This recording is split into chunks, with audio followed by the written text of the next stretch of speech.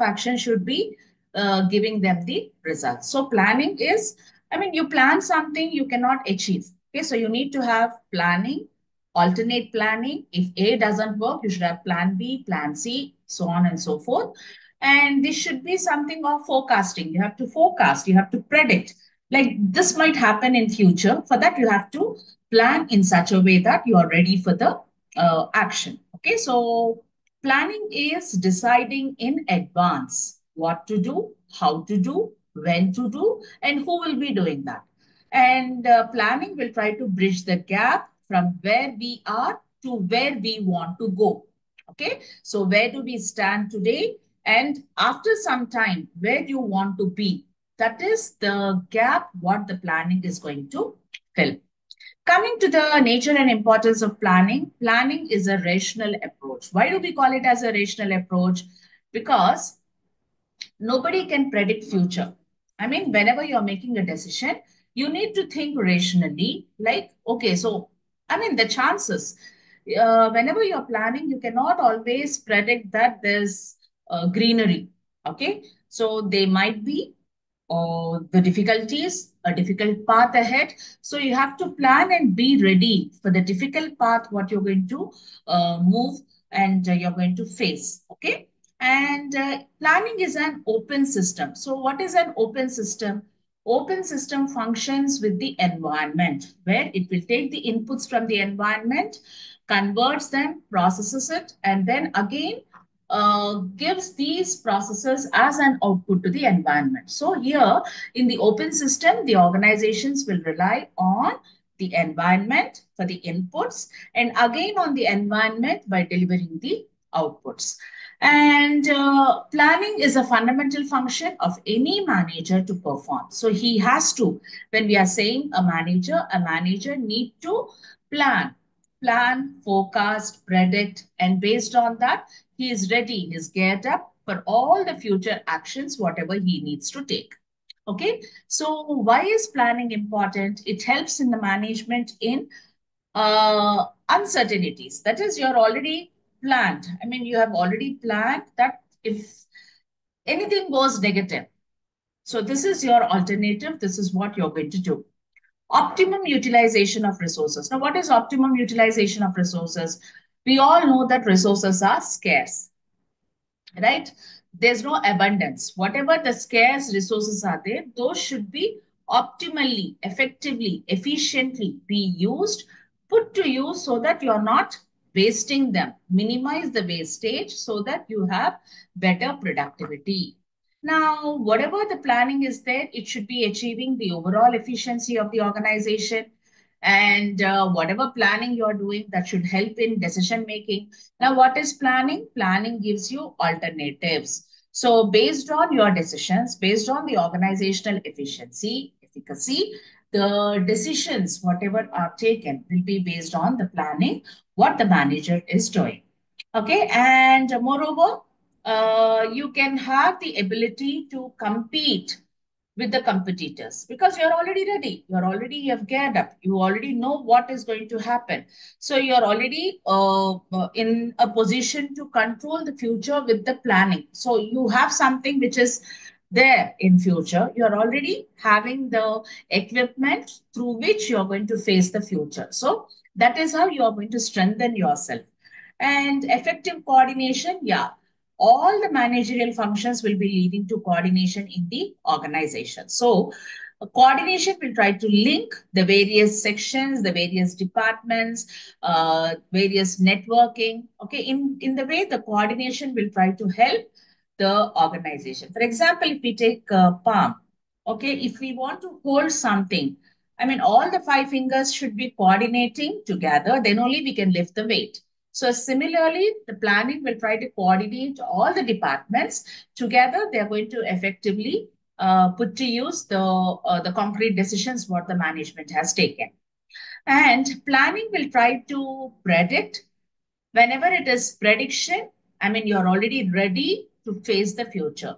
So in the future, whatever trend, whatever changes, for example, nobody thought that this online virtual presentation will happen somewhere in near future. Maybe we thought that, okay, maybe 2030s or 2035, people will be talking, doing the networking, virtual dissemination of information, so on and so forth. But 2019 and 20, we had COVID, and what really happened? So everybody started using online modes, virtually speaking. The classes are happening, business people are meeting. So many things which were happening earlier with the physical interaction suddenly changed into virtual mode. So here, planning will help you to face the future. It will gear up to face the future. So this change agent is nothing but trying to face the changes, trying to accept the change, and trying to be ready to face any other future changes. Now, similarly, AI. Now, the artificial intelligence, every business concern is using. Earlier, the meetings used to happen. I mean, we have seen so many big MNCs, the attrition rate is very high because the people's work is being done by artificial intelligence. So this is something what the planning has to predict. Okay, what is the future requirement? What kind of resources you need, and be ready to face the future. Okay, and moreover, this will really help in controlling the various components in the organization. Now, coming to the principles of planning, it will be contributing to the objectives, whatever planning you are doing, it is basically depends upon the objectives of the organization. And apart from the objectives, we have the vision statement, we have the mission. Mission is nothing but the goals or the objectives, and the vision is nothing but a statement which will try to forecast. Every organization will try to visualize that after 5 years, I'm going to be in that position. After 20 years, I'm going to be a leader. So even now, we have seen so many visionary examples, right?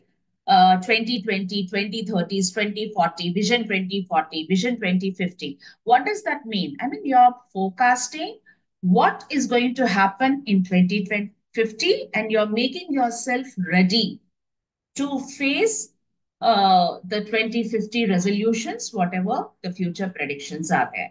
Okay, so we have the primary planning, we have the flexibility, periodicity, and moreover, efficiency of operations. And we also have the principle of limiting factors. Now, what do you mean by a limiting factor? Every organization will have a limiting factor. Limiting factors are nothing but the constraints or the deficiencies what an organization has. For example, some organizations might have the dearth of capital. I mean, they don't have enough capital, so they're always into pooling of the capital. And see, like how a blood functions in a human body, capital is very, very important for the performance of an organization, right? So everywhere you need capital, and if the capital is less, automatically so many decisions will be pending. You cannot produce on a large scale basis. Your production will be disturbed or not. So many disturbances will happen if there is a capital deficiency. Manpower. So, as I said, human resources is the most important resource in any organization. If the manpower is not available, now manpower, I'm not talking about the general manpower, I'm talking about the skilled or semi skilled manpower. So, skilled manpower is always scarce because what happens? People shift from one organization to another organization. They look for good opportunities, better opportunities. So always you have the scarcity of skilled manpower. So that can be the limiting factor. And you have the machinery, you have the materials, you have the management sometimes. Okay, all these things will be considering as limiting factors. And the principle of revision says that whenever the managers are checking periodically the decisions or the events, where do they stand in the market? Based on that, they need to redraw, readjust their plans so that they're going to achieve the overall objectives of the organization. You cannot be rigid. You cannot say that, see, this is the decision what I've taken, come what may. I have to implement it. No. So such kind of rigid decisions will try to disrupt the organization. So what the manager should do. Manager should always be flexible, try to adapt themselves to the change, welcome the change, and take a spontaneous decision which will try to, match the situation which the organizations are facing at the time. Okay. Now we have the planning process. Now, what is a process? I mean, every planning will have certain steps. First, being aware of the opportunities. So, whatever the opportunities are there, those have to be taken into consideration. Okay, so it can be said as the awareness of the opportunities, what are prevalent in the external environment. So wherever there is an opportunity, you need to plan, you need to check the opportunity, and if it is feasible for you, you need to jump to that particular opportunity and try to achieve it. And how do you do it? Simply, there's an opportunity, you cannot jump into that, right? As I said, you need to have objectives. You have to determine your objectives. So, how to establish the objectives? I mean, again, whatever you want to do, the new opportunity, whatever the scope it is giving to you, based on that, you have to frame your objectives. Based on that, you have to frame your purpose of entering to that particular venture. And then you have to establish or maybe obtain the permissions. So whatever the premises you are choosing upon, because you need to have a premise, you need to have a place where you can sit, decide, design, and implement your planning. So I mean, suddenly I see some place, I feel that that place is suitable for me. Just go there, I put a chair and a table and I start doing it or start working on it. It doesn't happen, right? You have to go for the permissions. A lot of government permissions will be there. I mean, you need to design, you need to plan your site. I mean, you need to see that there is a factory, there is a storage house, and it is not disrupting the society. The environment is not disturbed.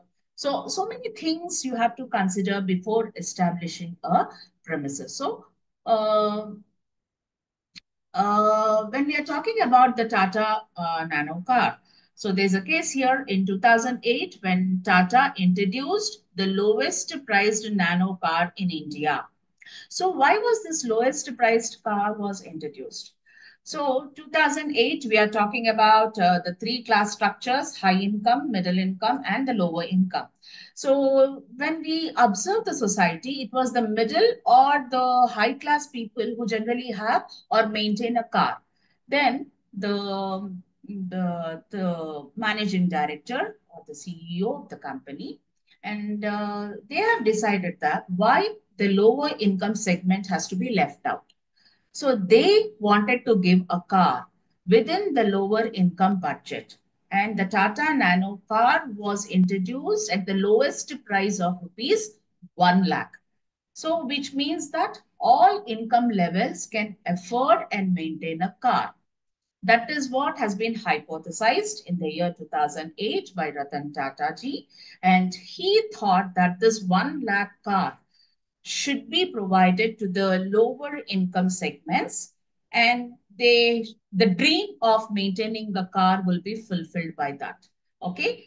So, however, so many changes. I mean, it took a lot of time for the introduction of the car into the market. And what really happened was the dream, it was a dream come true for the lower income segment? No, they did not like the shape of the car. Okay, the shape of the Tata Nano car was something different. They did not like the shape of the car. I mean, yeah, of course, they wanted to have a car, but the design of the car should be similar to that of other cars. I mean, the Tata Nano car design was, I mean, actually showing some different size, different shape. And whenever the Tata car was going on, the Nano car was going on the roads, people felt that, okay, it is 1 lakh rupee car. This is 1 lakh rupee car. And that kind of identification people did not like. And what ultimately happened? It was a failure. Okay, so planning, whatever the planning has been done, maybe the plan should have gone with the alternative design, alternative approach, wherein the lower income people or the middle class or the upper class, whoever it is, would have been attracted towards the Tata Nano car. So what did they do? I think right now 24, 25, We are going to have a new look of Tata Nano car because they have done a lot of modifications. So this is what planning, every planning will not lead to a success. You have to remember that. I mean, there are so many things. You need to accept your failure. Again, you need to rebuild yourself, restart. That is what the planning will try to help the organization. So you need to have your alternative course of actions. You have to select the best course of action and then again try to put it into use, put it into application. And again, if it is a failure, then again go back. Try to check where you went wrong. Try to identify your deviations and then again recorrect it and then again re-enter the market. So this is the process of planning. Every planning will not lead to a success and every planning will always not be a failure. Okay. So coming to the mission and vision statement. Every organization, when they start planning, they need to have a vision. They need to have a mission. So what is a mission statement? A statement which expresses the company's core values, the purpose of its existence. I mean, the moment you look at the mission, it should tell you that, okay, why we are in the market, what we want to achieve, where we want to be, how we want to be. That is what the mission statement will try to give. And when it comes to the vision statement, a vision statement is a short statement. Okay. And it is a statement which will try to show what the company wants to be on a future date. Okay. So whenever you're framing a vision statement should be something achievable. The vision and the vision statement, and we are talking about, those frames, those statements should be framed which are achievable. I mean, just for the sake of putting it, you cannot put a mission statement.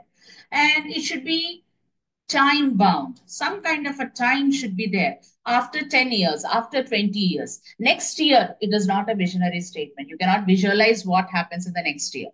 Okay, after 10 years, or maybe after 20 years, or maybe after 30 years, where you're going to reach, that should be your vision statement. Okay, so here there are a few examples of the vision and vision statement, like Starbucks. Starbucks is again another brand of Tata. And here, what is the vision? To establish Starbucks as the premier or the finest coffee in the world. Okay, so that is what they want to be on a future date. And what is the mission? To inspire and nurture the human spirit, one person, one cup, one neighborhood at a time. Okay, so that is their mission. So if you visit Starbucks, I mean, there are no different sizes of cups, right? There's only one cup, one size. And you have the brand, I mean, the brand emblem or something like how Starbucks is going to represent. And the flavor, whatever the person is having doesn't change. Wherever you visit a Starbucks, whether you visit in Hyderabad, different places, or maybe you're visiting a different state, somewhere the flavor or the taste will not change. The appearance would not change. The size of the cup will not change. The look of the cup will not change. That is what the mission means here. Okay. So these are the examples. Maybe you can just have a look later. Coming to the types of plans. The types of the plans, you have the standing plans and single-use plan. Now, single-use plans are used only once, okay, as the name itself says, and these cannot be repeated over and over. Okay, whereas repeat use plans are used again repeatedly, right? So what kind of a plan the organization is deciding. It depends upon whether it is a standing plan or a single-use plan. And coming to the types or the hierarchies of the plan, every plan will start with the purpose, okay, for what you are going to plan, with the objectives, strategies, different kind of strategies which can be applicable for different situations. Then you have the policies, rules, procedure. A procedure is a plan, a game plan, which decides step after the step how you have to reach your target. programs are there, and then finally you have the budgets. So for every planning, you need to have a budget. Okay. So unless you plan your budget, unless you're prepared to face your budget, you cannot plan. I mean, you have a budget constraint. You have budget is nothing but the finance I'm talking about. So you have a financial constraint and you plan very big. What happens? You can never achieve the big plan what you have decided because your major constraint is budget. Okay. So first you have to decide about the budget. Okay. Whether the budget is going to cover your functional expenses, your capital expenses, your revenue expenses, your long term, your short term, your fixed or flexible, your working capital. So all these aspects have to be covered under budgets. Okay. Now coming to the types of planning. You have corporate and functional planning. What is a corporate planning? It refers to the planning activities at the top level, corporate, top management. Corporate is always at the top priority management, which is going to plan the activities for the entire organization. The overall organizational goals should be achieved, activities should be achieved. For that, the corporate planning will be done. And what is functional planning? Functional planning is for the functions. What are the functions in an organization? In yesterday's class, we have discussed about the functions, right? That is the production function, operation function, marketing function, finance function, human resources. So these are all the functions of the organization. So for the production, what you're going to plan. Okay, in production, yesterday I told you the design of the product, the procurement of the raw material, the finishing of the product, and operations. It will always take into consideration the operations of the entire organization. The marketing deals with the marketing of the products produced, and then you have the finance. This is again, it will deal with the all the expenses, where it has to provide. Okay, the planning of giving money and taking money is dealt with the finance department or the financial function. Human resources, yeah, human resources deals with the planning of the human resources, that is how many skilled, semi-skilled, unskilled, which department requires more of skilled and semi-skilled and unskilled. So this kind of planning will be dealt under human resources. So this is all about the functional planning. And then you have the strategic, operational. So what is strategic planning? Again, it is carried out at top level management. So the long-term plans, whatever the long-term plans are there, those will be planned under strategic planning. Okay. So long-term plans are the plans which are for more than 1 year. Okay. So generally, uh, the short-term planning is less than 1 year. The medium-term planning is 1 to 3 years. 3 to 5 years is always considered as long-term planning. So the strategic planning will try to cover the 3 to 5 years period, that is the long-term planning.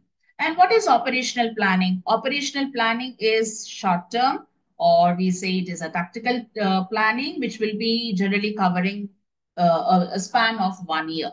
Okay, so the specific procedures or the processes which make up the operational planning will be dealt under this particular planning. Okay, coming to the long term, short term.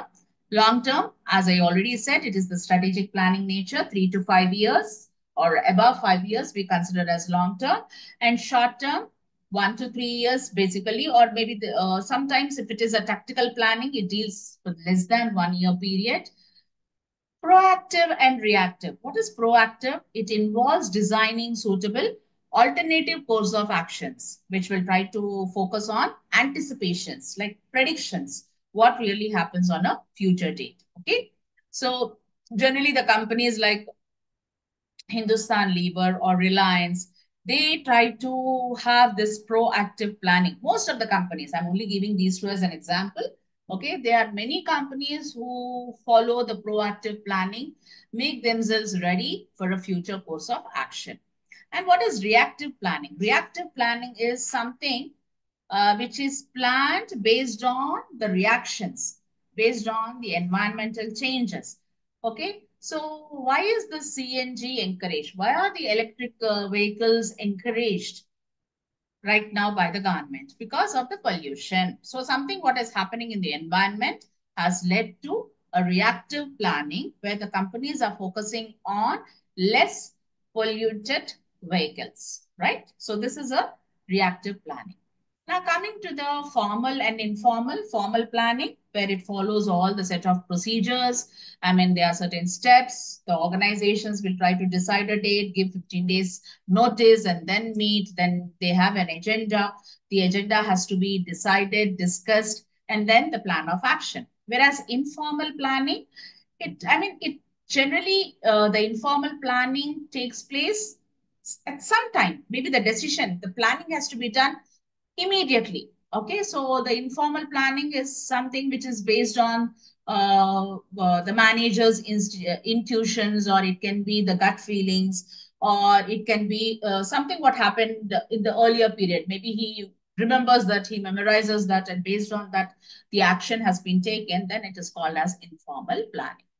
Now, that's not always good for the planning. We do have the limitations or the barriers. So for planning, what do we need? We need reliable data. Okay, so a data will try to help you the future course of action. And if this data is not maintained effectively, efficiently, or it is not archived, it is not stored, then what happens? At the time of decision making, at the time of real planning, you don't have the data with you. So when there is no data, you simply take a decision based on the existing facts, what you have in your hand, which might be a positive result or a negative result. And the time and cost factors. Planning simply doesn't happen. It requires cost. You need to spend something. So just now I told you people about the data. Simply you cannot get the data, right? You need to do some kind of a research, extract the data, record the data, store the data. You need to have experts' opinion on the data. All this requires expenditure, cost. And if any difficulty is there, the difficulty will not wait till you complete your analysis, right? So time is a major constraint. Planning needs immediate actions, not future course of actions. There's some problem here. Then people will say that, okay, we'll have long-term planning, short-term planning, flexible planning, whatever, maybe the budget. They sit, they decide, and finally they take a decision. Already something has happened. Okay, such kind of planning will not help. So time is a major constraint which requires the management to take the decisions at the right time. Okay, so coming to the problems of rapid change. So maybe whatever problems which you're predicting are all based on the environment. Suddenly something happens in the environment, yeah, that will affect your business. Okay, so you can see the weather. Earlier we had some months which say that these 4 months, the weather is very hot. These 4 or 3 months, the weather is wet, and the other dry and cold, right? So, does the environment have any? I mean, does the environment has a schedule? Is the climate having any schedule? Okay, my 3 months period is over. Okay, or 4 months period is over. Now I should start raining. Is the climate doing that? No, right? So there are so many changes which occur in the environment. And as and when there is a change in the environment, you need to focus on your planning. You need to change your planning. I mean, you cannot say that this is rainy season. I'm ready with my raincoats and umbrellas. I'm going to sell them come what may. And if there is no rain, will people buy the products? No. So that is what the rapid change I'm talking about. Okay. And coming to the, just a second, students.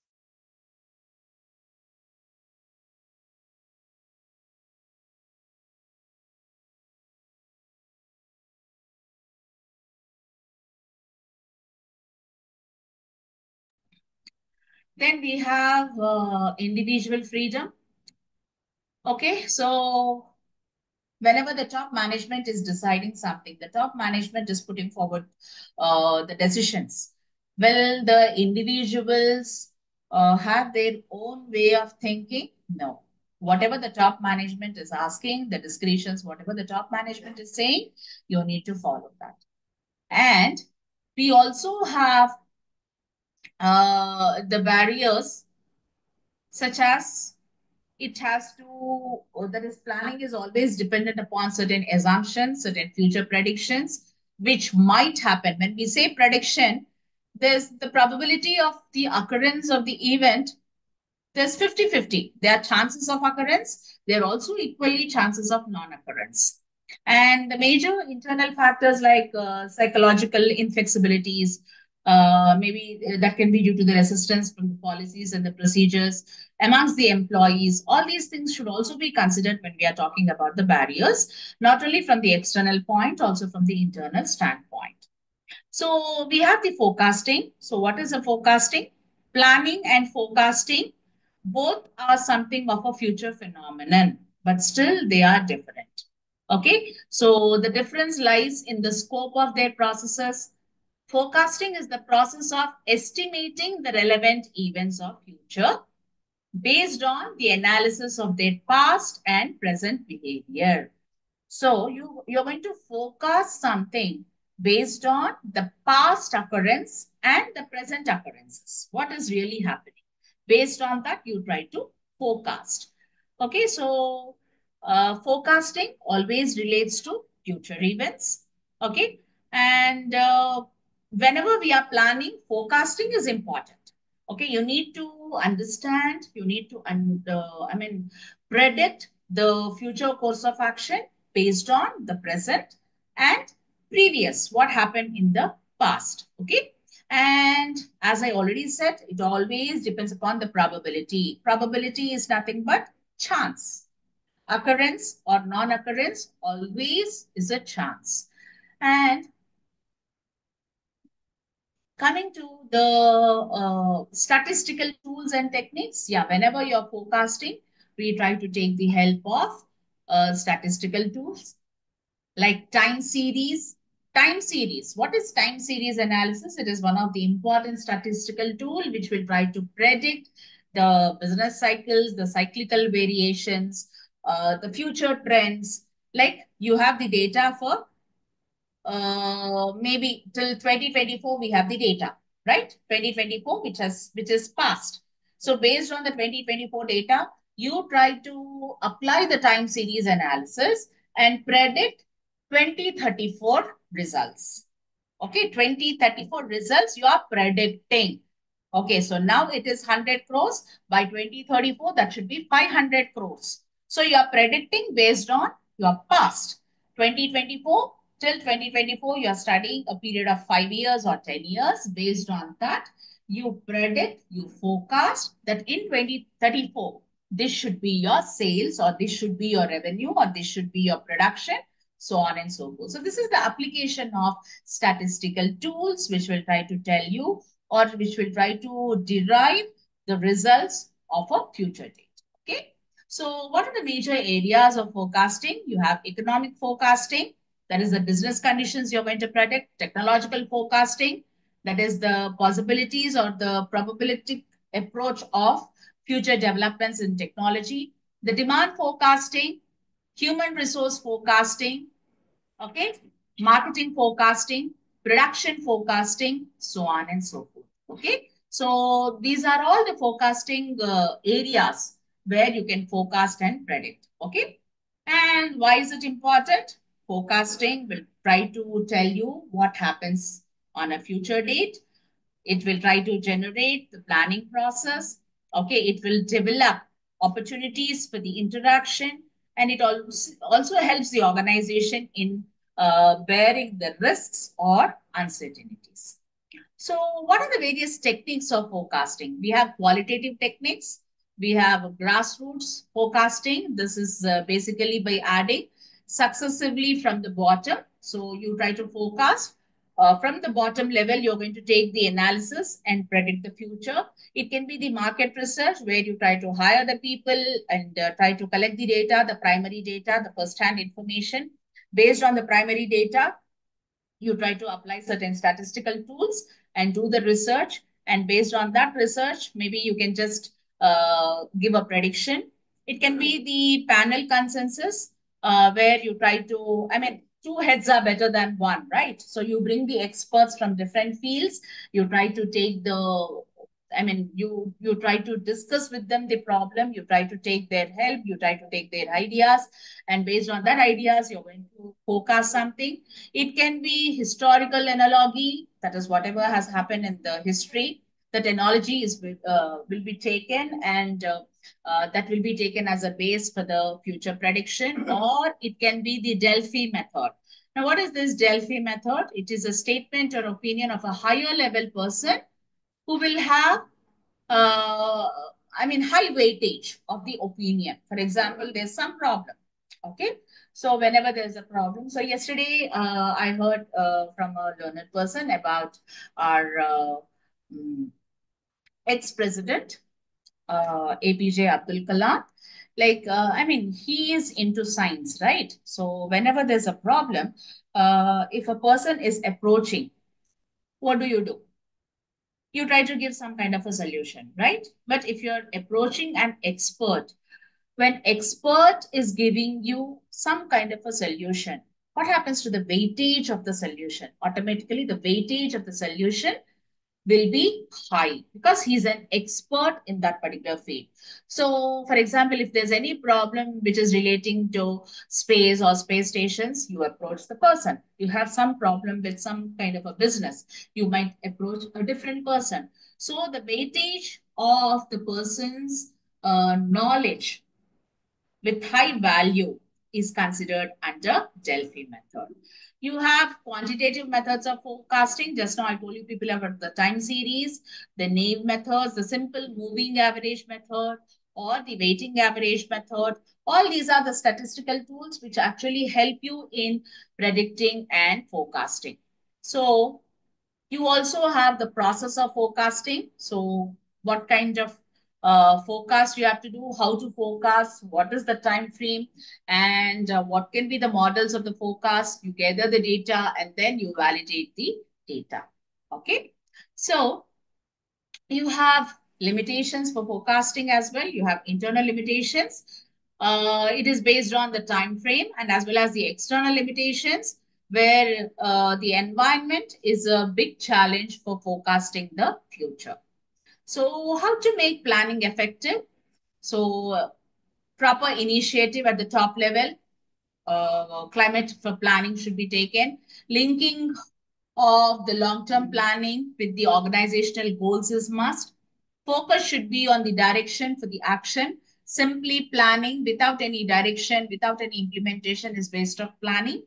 And you need to consider the external factors and internal factors. Internal factors are within the organization and external factors are outside the organization. So you need to consider these two factors whenever you're planning.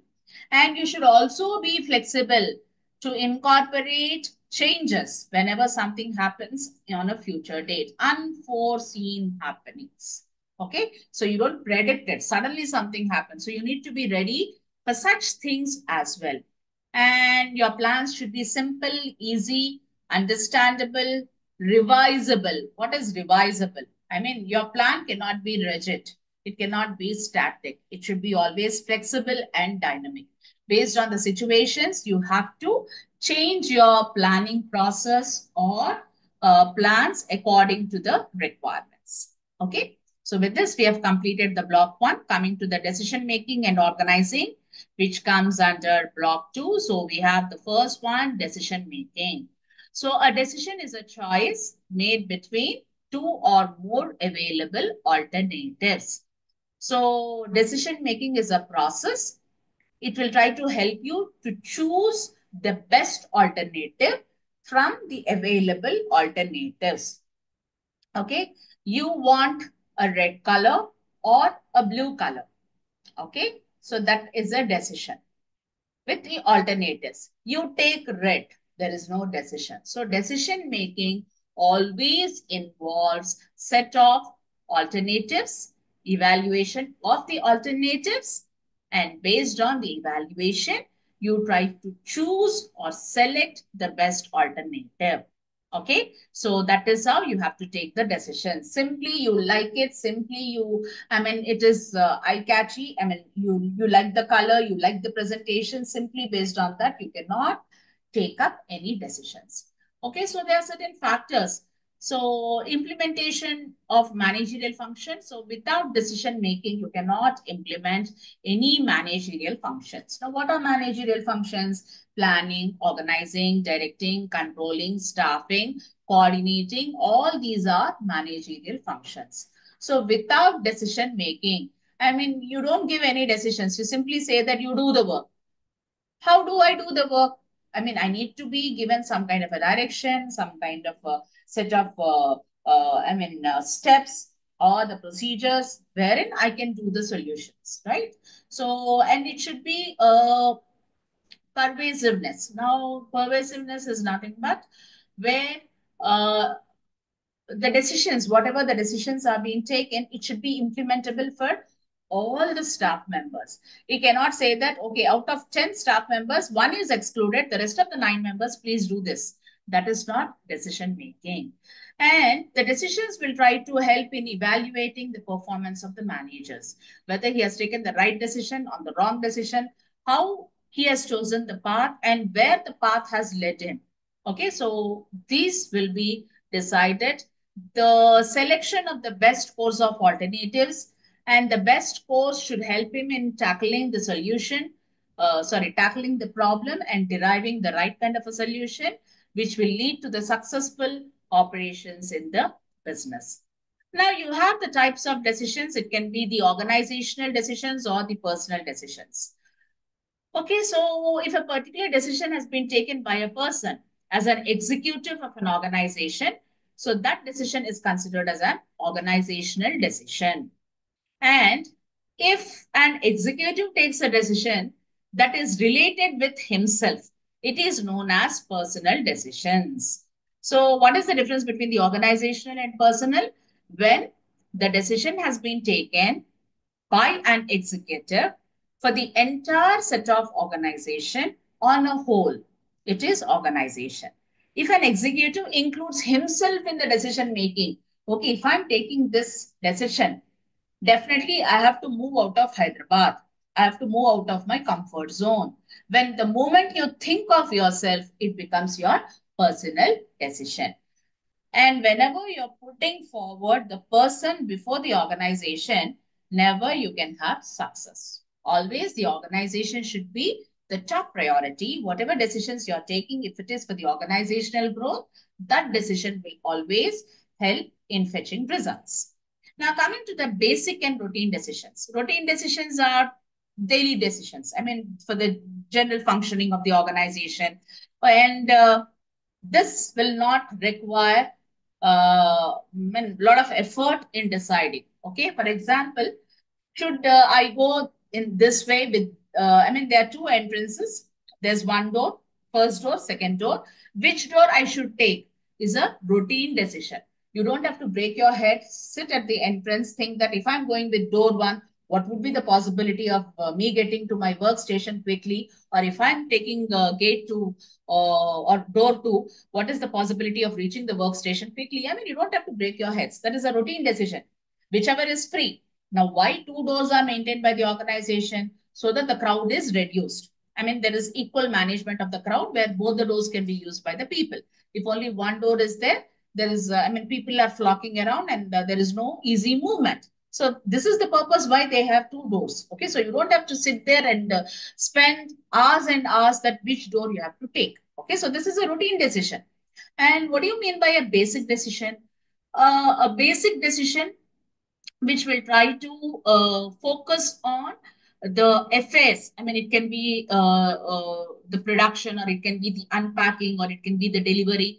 Okay. And uh, if you're making the routine decisions periodically, for example, there's an equipment movement, or there's an equipment package, or the equipment delivery is there.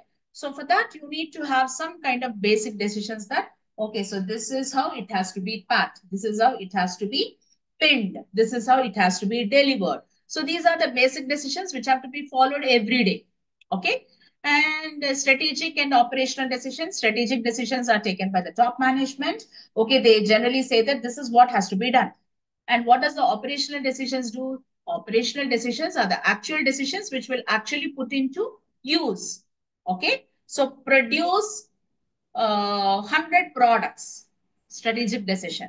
How to produce those 100 products, how the material has to be divided, how the manpower has to be divided, how many machines have to be used, how the size of the product. I mean, each product cannot be of different sizes, right? Sizes and shapes. All 100 should be having a uniform design, uniform size, and uniform packaging. So the operational decisions will be taken how to maintain that order.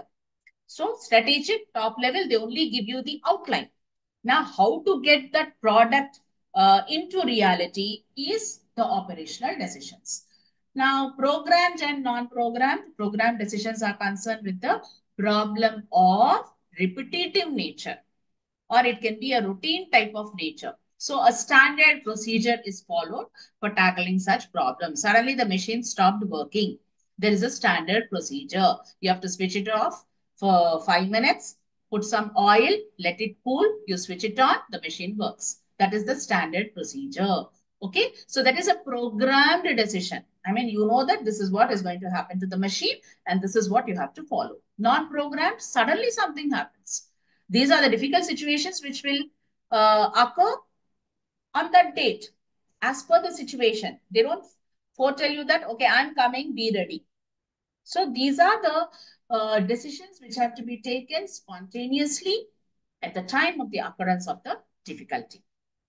Okay, and then you have the individual and group decisions. Individual decisions, as I already said, the person would be taking the decisions, whereas the group decisions, they sit together, discuss, come out with alternatives, course of actions are decided, and the best alternative is selected. So how do you take a decision? There's a process. You have to define the problem, analyze the problem, define set of alternatives, evaluate all the alternatives and select the best alternative. You apply the alternative. Is the decision over there? No. Whenever you're implementing the alternative, you need to have a follow-up. Okay, a follow-up will tell you whether the decision is correct or incorrect. If it is correct, good enough. You can follow the decision. You can, you can follow that for quite some time. And if there is any deviation, what you should do, you should go back to the alternative. I mean, you need to control the things. You cannot just leave it. Okay, something is happening, let it happen. Once the problem is big, let me think, let me decide. No, you need to apply the control factor immediately whenever there is a deviation. Okay, so this is the process. Now coming to the techniques, we have the brainstorming. Now what is brainstorming? Where you have experts from different fields. Generally, the brainstorming session has 6 to 10 members. Each one of them are expert in their field. They try to come up with different kind of ideas and solutions, or set of course of actions. These have to be decided. Okay, A has said something. Okay, I believe A. Let us implement. No, that is not brainstorming. Whatever A has said, that should be discussed. The set of pros and cons should be discussed. And finally, if everybody agrees, then that decision can be accepted. So brainstorming will try to bring out so many course of actions, or maybe so many set of alternatives. So the best alternative can be selected. You have nominal group technique. No, nominal group technique is similar to the brainstorming, except the approach is more structured. Okay, so the members from the groups in the name only, they operate independently, they generate ideas, they solve the problems, and then they are encouraged to have the creativity. Individual creativity is encouraged here. And then Delphi technique, this is already discussed. Coming to the decision-making models, we have the economic model. Now, the economic model, it rests on two assumptions: that it assumes people are economically rational, and sequential process in the decision making. Okay. So what is rational approach? People will always try to maximize the advantage. Okay. So whatever the best advantage is there, that is always maximized with the minimum effort. With the minimum effort, you're getting the maximum satisfaction. It is called as a rational approach. So the economic model relies on this rational approach. And we have the bounded rationality model or administrative model. And this model does not assume that the individual is rational in decision-making process. Instead, this model assumes that people, they seek the best solution, and usually they settle for much less because whatever the decisions they are confronting, they give more, I mean, they try to generate more information processing capabilities. Okay, so bounded rationality is characterized by the activities of searching and satisfying. They search for the best alternative and they try to satisfy with whatever the decisions they are getting. So they follow a sequential attention for alternative solutions. So whatever the sequential solution, whichever is giving them the maximum satisfaction, that decision is taken. And then we have the gamesman model. The model deals primarily with non-programmed decisions. So non-programmed are unstructured. Okay. So when we are talking about the programmed decisions, they are more routine, more repetitive in nature, and standard procedures are defined there. Whereas the non-programmed, it occurs. And whenever it is occurring, you need to take the spontaneous decisions. So these are the different types of decision-making models. Based on the organization, the model has to be selected. Coming to the next is management by objectives. Now, this is a business model that encourages a team collaboration which is committed to achieving the company's goal or mission. Okay. So management by objectives. Management, what a manager does. A manager cannot do anything alone. He needs to have a group, a team which collaborates in achieving the objective. So management by objective is nothing but it is the team's commitment to achieve the organization's objective. Okay.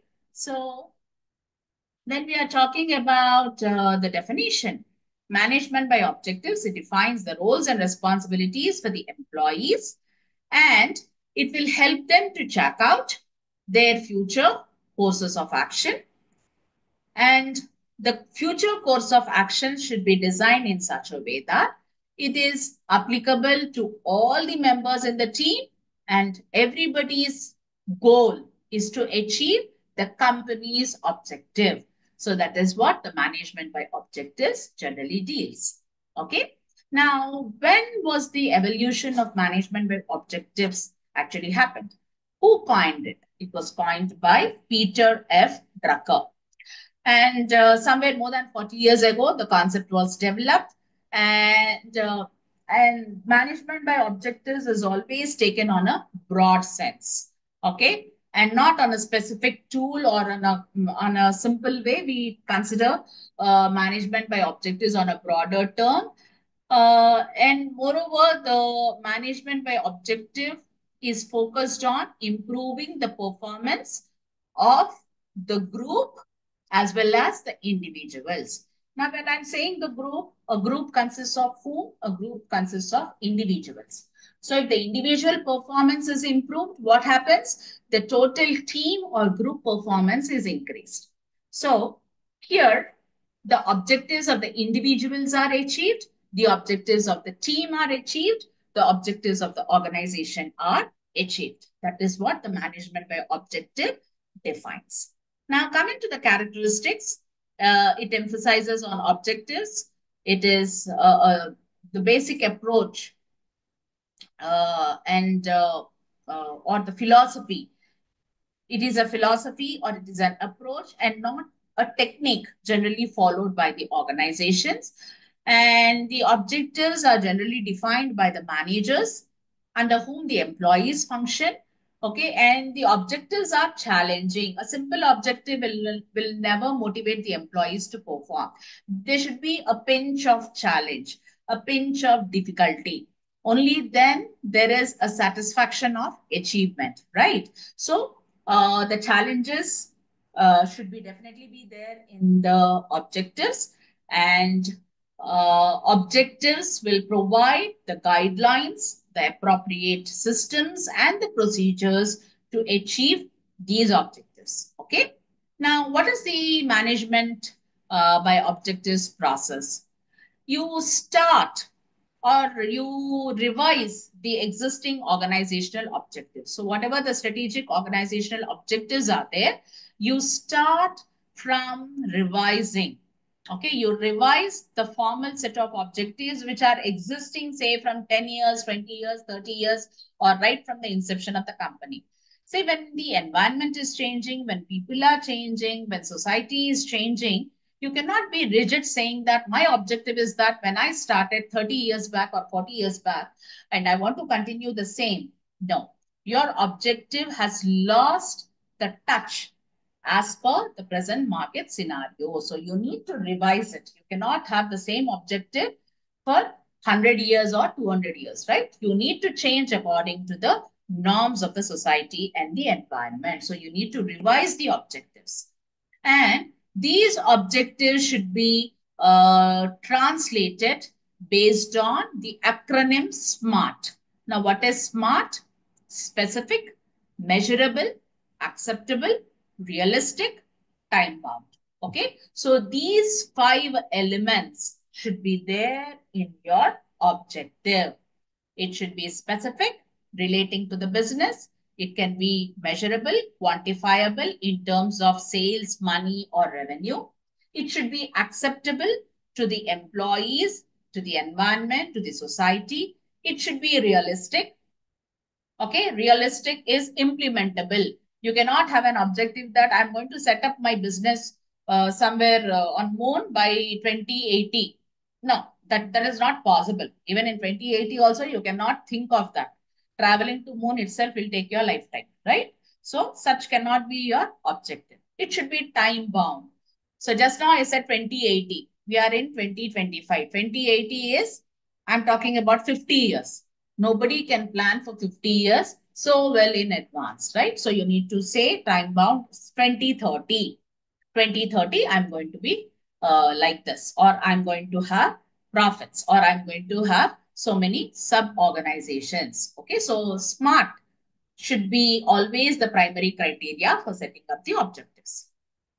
And stimulate the participation of the employees. So when I'm saying organization, organization doesn't have only machines.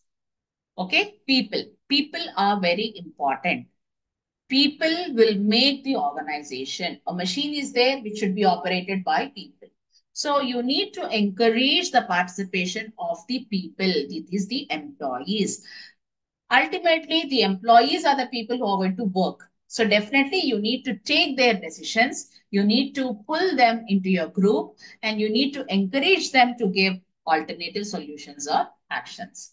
And simply involving everybody, you cannot relax. Okay, so people are there, people are deciding, my manager is there deciding, my somebody else is there, he is putting his effort and time. Okay, they are going to take the right decision, let me relax. No, you need to monitor. If you are not monitoring, your organization is going somewhere. Okay, you need to monitor them periodically, check the progress, and if the progress is positive, reward them.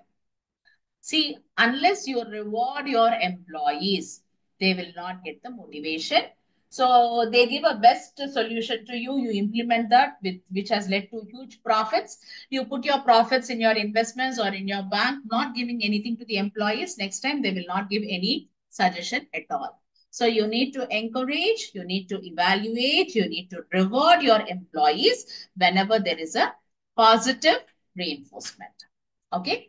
Now, coming to the advantages, yeah, advantages, you have executive development, you have effective planning, better teamwork is there, and then you're focusing on key result areas. Okay, whatever the management by objectives is there, that will always result into key result areas. Okay, so wherever it can be the optimum utilization of the physical resources or human resources, or it can be the finance or planning or effective utilization of your financial resources, whatever it might be. So you have to focus on the key result areas, and always the objective should be tangible, where you can touch, you can feel, and measurable. So if they are not tangible and measurable, you cannot measure your objectives. When you're not able to measure your objectives, you cannot measure your results. You cannot say that, okay, my result is success, right?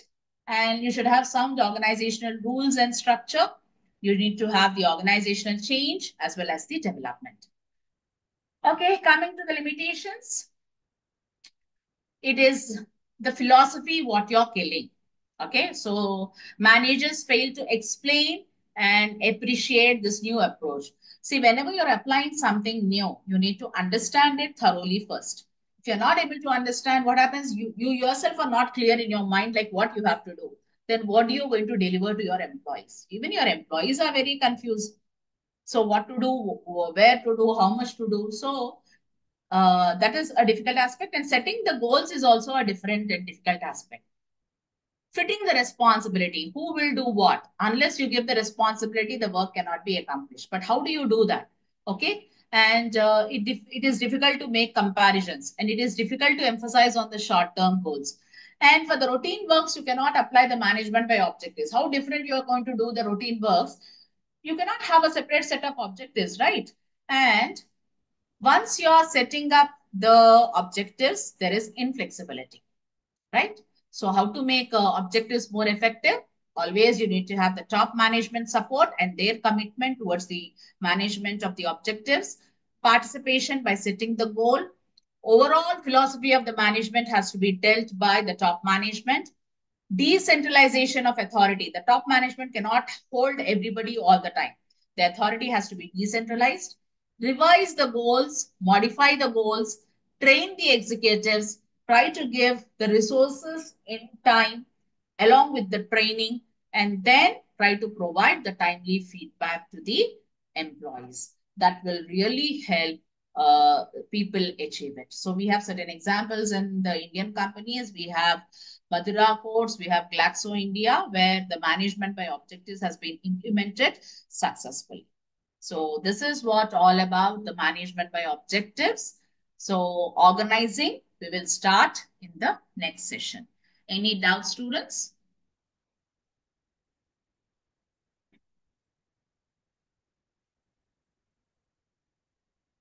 Okay then. So we'll see you next week. Right then.